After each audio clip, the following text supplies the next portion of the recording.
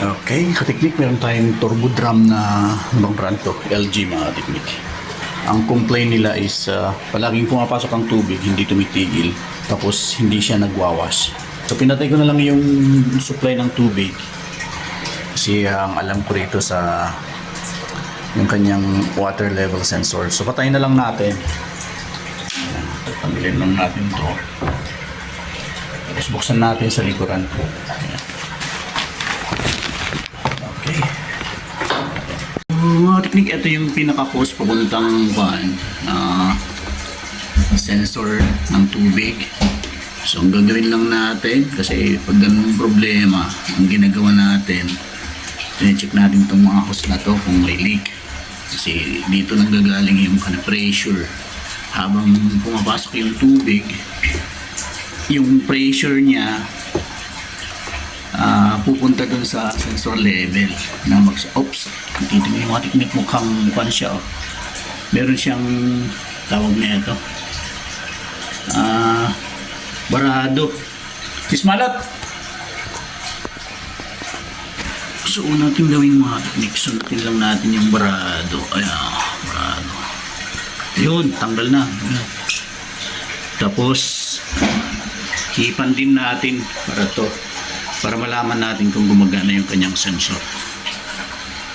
Okay, so hipan ko siya habang nakasaksak. Pandarin natin mga teknik.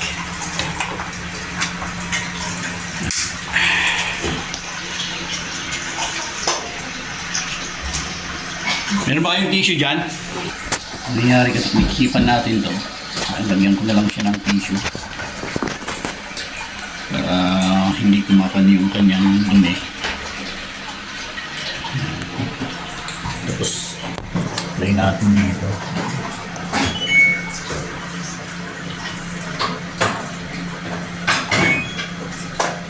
Ayan.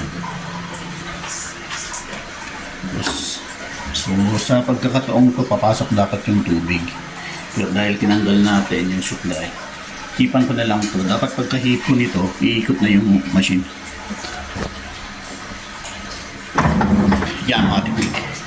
Kita niya. Tapos yan, nag-on pa rin yung sensor niya. Hipan ko ulit.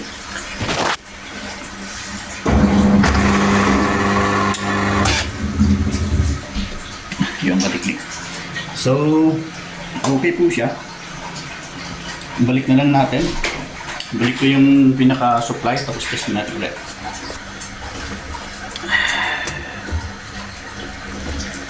So siguraduhin natin wala nang nakalagay na pangalan nito, barado, kasi kanina barado siya. Tapos ilitabi natin ito. So supplyan natin ng tubig nga sa phone.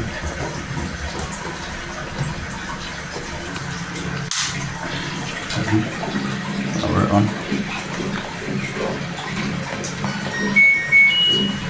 Yan. Spray.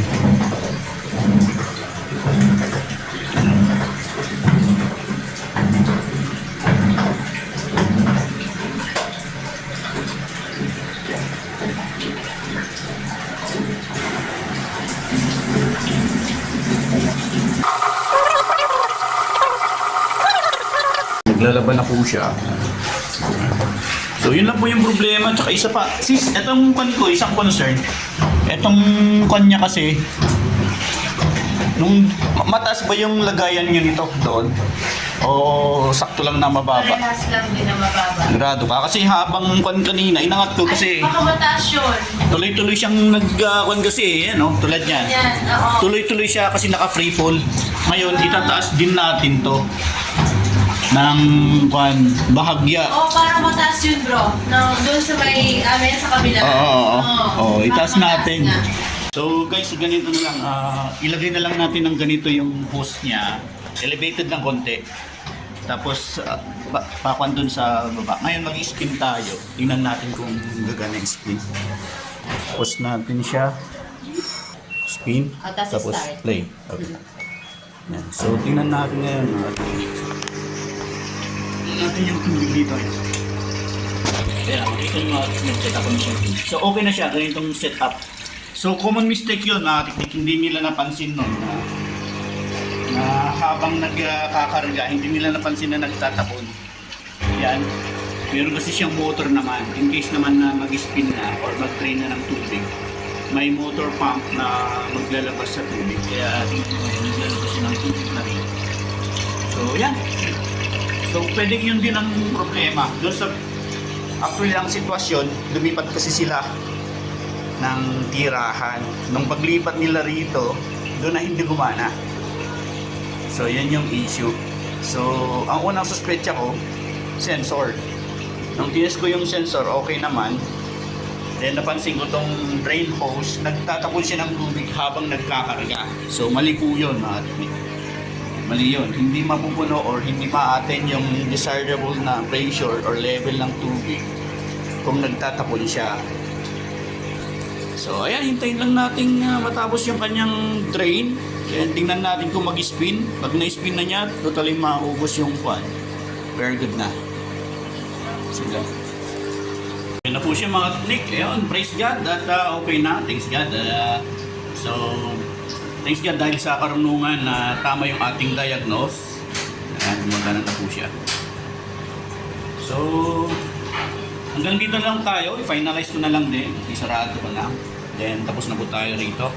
So, more power po sa inyong lahat. And God bless. Maraming salamat sa inyong suporta. Okay, God bless sa inyong lahat.